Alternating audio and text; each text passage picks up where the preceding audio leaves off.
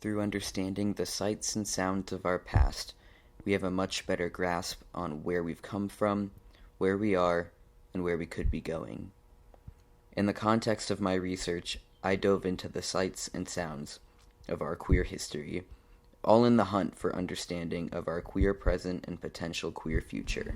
My project, entitled How Queer, is an anthology of gender and sexual expression in music and performance since the year 1900. I have examined the lyrics, the clothing styles, the performance styles, the music videos, and the sources documenting it all.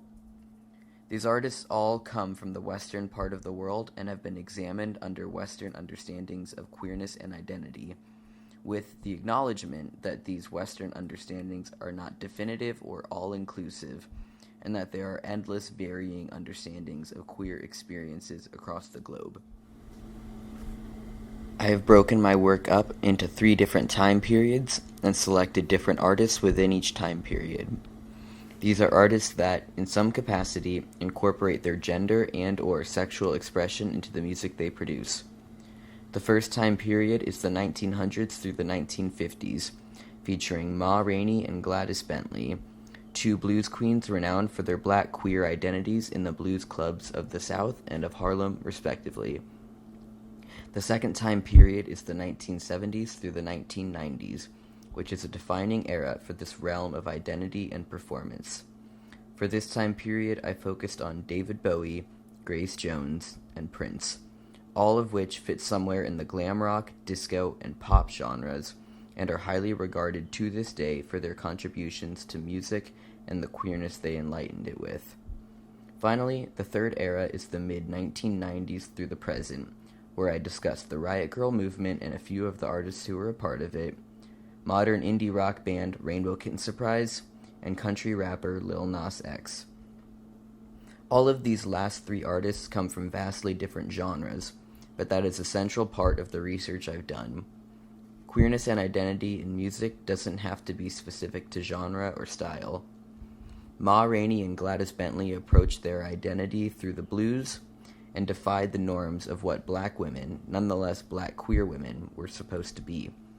David Bowie, Grace Jones, and Prince approached theirs through glam rock, disco, and pop, finding themselves just as at home in the disco dance clubs as on the Super Bowl halftime show stages.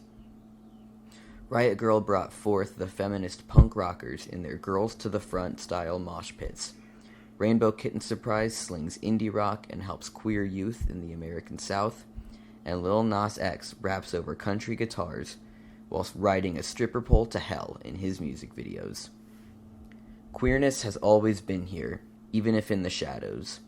In the times that were less kind to queer people, these artists participated in queer world-making and made better lives for themselves and their communities. They provided the soundtrack for our queer past and present, and they will continue to do so long into the future. This video series is part of my senior thesis for my social justice degree at the University of Iowa. The capstone requirements called for a paper and a second modality, hence this video series. The paper was quite lengthy, so I've done my best to pare it down to the essentials in these videos. I have linked the paper, as well as a supplemental Spotify playlist in the description of each video. If you are interested in more thorough information on any of the subjects I cover, feel free to check those out.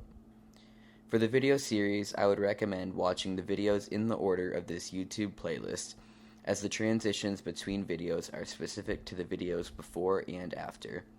I hope you enjoy this and that you learn something in the process. Thanks for watching.